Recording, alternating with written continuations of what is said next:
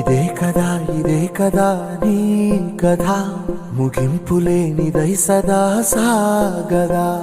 ఇదే కదా నీ కథ, ముగింపులేనిదై సదా సాగదా.